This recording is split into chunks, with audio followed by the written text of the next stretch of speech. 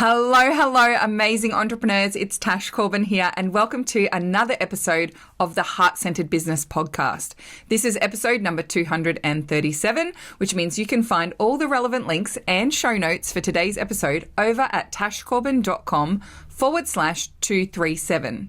Today, I'm answering one of your listener questions, and this question comes from the fabulous Justine. We're going to be talking about what to do when people say they cannot afford to work with you and addressing the value proposition of your work. Super juicy topic, amazing quality question, so let's dive on in. I'm Tash Corbin, and this is the Heart-Centered Business Podcast. So today's listener question comes from the fabulous Justine Dean. You can find out more about her at justinedean.com, or her Instagram tag is at JustineDeanOfficial. Now, Justine writes in and says, Tash, what do I do when people say they love what I'm writing and they need what I do, but they cannot afford it? I'm guessing my value proposition is not clear. So Justine, this is such a great conversation for us to have, and thank you so much for writing in with your question. Quick note, if you also have a question you'd like me to answer here on the podcast, and I'll give you a shout out as well, then just go to tashcorbin.com/question, pop your question in there and all of your details, and we will make sure that we link back to you in the show notes, and I'll also ask and answer your question on the podcast. So for Justine's question, there are two kind of elements that we need to address here. Number one is what to do when people say they cannot afford to work with you. And number two is looking at your value proposition. And I've got three areas that I want us to explore in answering this question. So number one, we want to make sure first and foremost that through the sales process, you are effectively qualifying and confirming the need that people have. So if you are having a conversation with someone and they love what you're writing about, they love your work, and you're talking about how you can work together, and someone says, oh, yeah, it sounds great, but I can't afford it, then number one, I always respect that no when I get it, but I also make sure I don't pitch until I know it is a good fit and we have clarified the value proposition.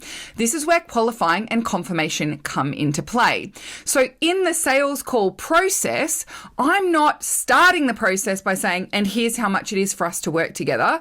We are starting the conversation by clarifying and qualifying, is this what the person actually wants? So in the qualifying process, I ask lots of questions about what the person is looking for, what it would mean to them to be able to work through this, what have they tried in the past, why didn't that work? And then before I go into any pitching, I use a confirmation statement. So I will say something like, so it sounds to me like if we could do this, then that would address this. Or what I'm hearing you say is, if we could do this, then you would feel this. Have I got that right? So for you, Justine is a relationship specialist. You might say, so it sounds to me like if we could address all of the baggagey stuff that you feel like you're carrying, then you would feel more confident to step back into the dating circles. And they'd say, yes, that's exactly what's going on. Okay. And it sounds to me like actually getting back into dating is a real priority for you right now, because this is something that you want to work on in the next 6 months and really start getting back into it.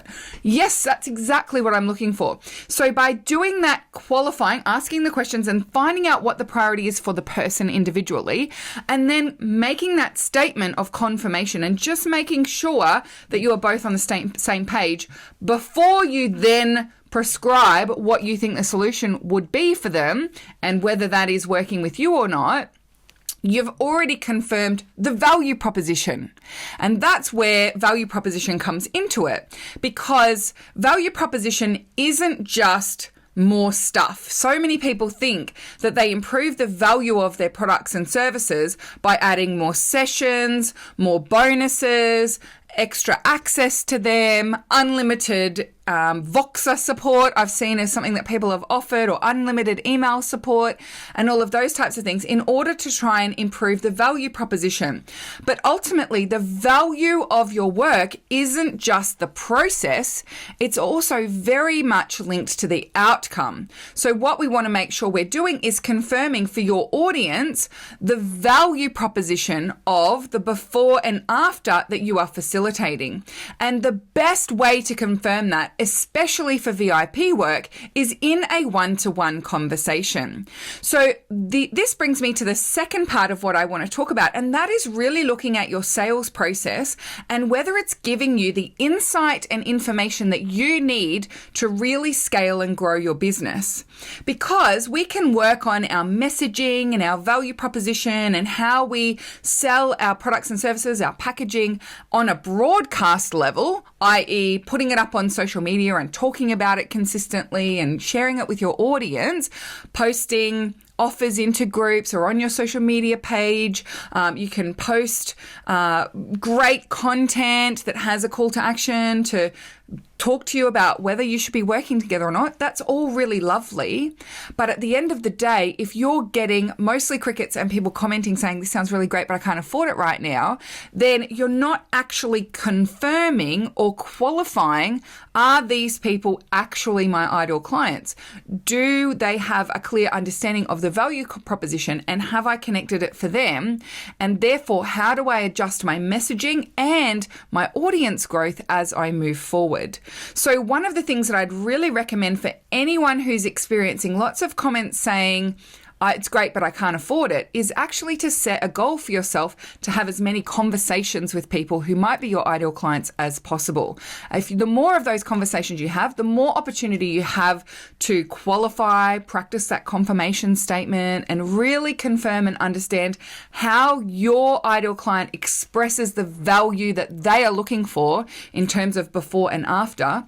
And then you can effectively translate that back into your broadcast marketing. And one of the things I want to say here is that even for myself, as I am scaling beyond the $500,000 mark in my business, and I'm now having 6-figure launches of my group programs, I still have lots of sales conversations. And the reason why I continue to do that is not just because it massively improves my conversion rates, but also because it gives me really beautiful and powerful insight into the value proposition that my audience are looking for and how to articulate and express that from multiple angles. So even in the last launch of the Takeoff program, which was not quite 6 figures, it was $99,000. But in that last launch of the Takeoff program, out of the 45 people who joined the Takeoff program, I had email conversations with about 20 people, and I had 15-minute chats with about 6 or 7 of those people as well. Now, I don't see that as, I have to put more work into making the sale. I see that as, I've found someone who, with my broadcast marketing, hasn't quite hit the nail on the head in terms of value proposition. I wonder what's missing in my messaging. I wonder what their concern is. I'm really curious about this. I want to have a conversation with them, not just to help them work out whether the program's right for them and therefore maybe get them into the program if it is a good fit, but also because that informs my messaging and value proposition in my broadcast marketing. So the second thing I would say is when you're working on your value proposition, you really want to make sure that you're having as many conversations as possible. It is through the conversation that you really clarify that value proposition, not through throwing spaghetti at the wall with messaging. Now, the other thing I want to say with value proposition is, as I said before, it's not about having more things, more stuff in order to improve the value proposition. It's actually to improve the priority level that this person places on that outcome. And the way that you do that is not by telling someone this should be a bigger priority for you. So a great example of that would be if you worked in the health and wellbeing space. And I see this all the time. I understand you're really passionate about health and wellbeing, everyone. I get it. But when you just keep yelling at the internet, you should prioritize your health and wellbeing. You should prioritize this. You should prioritize this. You're not actually connecting with your ideal client where they are, and you're also not connecting to their priorities. If they put their health and wellbeing at the bottom of the priority list all of the time, it's going to be really difficult for you to shift those priorities simply through broadcast marketing and content. The way that you help people to really prioritize the work that you have to offer is to link it to what their priority is. So for you, Justine, if getting back into the dating space and having a great experience of dating could link to your ideal client's current priority, which might be to have a really enjoyable lifestyle, if that's what they're working on, they want to have this really amazing lifestyle and travel lots, if you can link having a great dating experience with that priority, then you're going to help actually improve the value proposition of that outcome that you are offering to people. The other thing I love is for a lot of people when they're going through like relationship work or, getting themselves ready for dating or getting back into the dating space, it's a real journey of self-development and growth. And often it's an opportunity to practice manifesting what you want in every area of your life. So I know that there are relationship coaches out there who link meeting your, having a great relationship with meeting your health goals and manifesting your ideal health goals, or they will link manifesting your ideal partner with manifesting great self-awareness, or manifesting your ideal partner with manifesting money in your business, because those things, the way you do money is the way you do everything. The way you do relationships is the way you do everything. The way that you do food is the way that you do everything. What that means is by linking those things together and actually showing and demonstrating that by addressing this here, you're also going to address this there, it actually improves the priority and therefore value proposition of working with you. But, and this is a massive but, the caveat on that is for different people, that priority is going to be different. For different people, the link between the work that they do in terms of dating and relationships and another area of their life is going to be quite different. And that is why I absolutely adore having conversations with people. So when I'm talking to people about making more money in their business, I don't just talk about making more money in your business for the sake of making more money in your business. I ask people, why do you want to make more money in your business? What would this mean to you? How would that impact other areas of your life? What's your priority other than making money?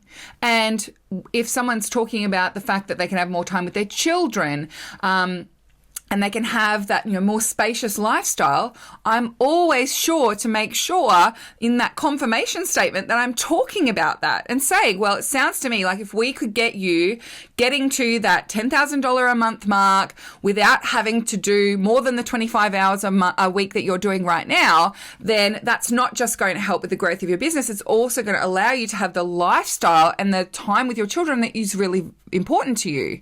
Am I getting this right? So that's really where value proposition comes into its own, is linking it with the priorities that your ideal client has. And whilst we can make sweeping generalizations and make statements about what we think is going to be the priority for our ideal clients, that is most powerfully linked in a one-to-one sales conversation. So definitely lots of conversations to practice when it comes to value proposition. Now, the third and final point that I want to make on this one, and this is a really kind of out there point, but I think this is a really important one when it comes to value proposition, and particularly having lots of people following you saying things are great, that's really lovely, but it's not a priority for me right now. And that is to actually take a bit of a shiny detox. So I know for a lot of people, when it comes to building their business and particularly growing their business on broadcast channels and wanting to get those sales, we can, when we start to feel like, okay, well, I need to improve the value proposition, we can think that means I need to look more expensive. I need to look more valuable. I need to look more professional. And this can actually be a little bit of a veering in the wrong direction when it comes to getting that connection and conversion in your business. So if you are someone who, and I don't necessarily think this is you, Justine, but I just wanted to cover on this for everyone listening along. But if you are someone who feels like they always have to use the same 6 perfect pictures in their posts on social media, and you're constantly doing pictures with words over them, and it always looks like you're writing ads, then that can actually be part of the disconnect for people. Because if you look all polished and professional and perfect, then it can imply to people, consciously or subconsciously, that in order for them to get the same outcome, they also need to be perfect, professional, and polished. And I know for you, Justine, that's not what your core message is actually about. Your core message is about that beautiful journey of self-exploration and letting go of some of that baggage, but you're allowed to be human in the process. So what we need to do is give our audience permission to be real. We need to give our audience permission to be human. We need to give our audience the confidence to believe that even if they don't do it correctly, they'll still move closer to their goal. Even if they don't show up perfectly, they're still able to access the transformation that you facilitate. So in our marketing and messaging, and particularly when we're trying to encourage people to go over that tipping point of having a conversation with us and invest in getting this outcome, we need to make people feel like they can get that outcome. It's totally accessible to them. They don't need to have some kind of magic formula or show up perfectly or be hyper professional or any of those things in order to be able to get that outcome. So a little exercise that I would recommend that you do is, number one, go and look at your Facebook page. I want you to go and look at the last 20 posts on your Facebook page, and I want you to assess how many of those posts on your Facebook page invite people to connect and have a conversation with you in an unthreatening, a no strings attached kind of way. So it's all well and good to say obligation-free chat, but that sounds so salesy that people kind of gloss over the fact that it's obligation-free. So I want you to start looking at, when you're doing your call to action, is it really conversational and connecting and unintimidating? Or is it, let's talk about whether, blah, blah, blah, blah, right? It's really formal. So have a look at that call to action. So I want to know how many times you've had a call to action and how conversational is that call to action on your Facebook page. I also want you to have a look and see, when you look at this from an objective perspective, does your Facebook page look polished and manicured and like you've got a series of ads for your free content, your tips are kind of ad style, ads for your products and services, ads for your freebie? Does it look like a sequence of ads, or does it look like an engaging, conversational, let's all be human kind of space?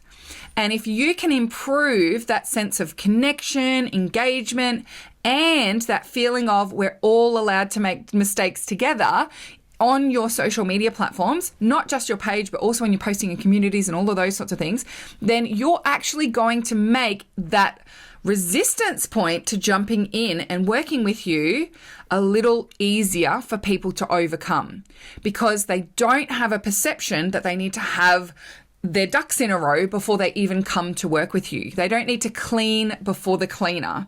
They don't need to do the groundwork or do all the practice work before they're allowed to have this outcome of and come and work with you as well.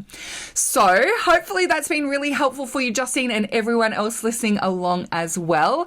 I would love to know what you think about qualifying in the sales process, dealing with people saying, I can't afford it, and also that value proposition and dialing up that value proposition for your audience. So come on over to the Heart-Centered Soul-Driven Entrepreneurs Facebook group, use hashtag #PodcastAha, and let me know you've been listening to episode number 237, and let's continue the conversation over in the Heart-Centered community. Now, I also want to encourage you, if you have a question for me, to go on over to tashcorbin.com/question, pop your details in there and ask me your question. I would love to answer your question here on the Heart-Centered Business Podcast. Thank you so much for joining me today. Until next time, I cannot wait to see you shine. Big love from me, and bye for now. Would you like more tips, tools, and resources to help you grow your heart-centered business? Head to tashcorbin.com today.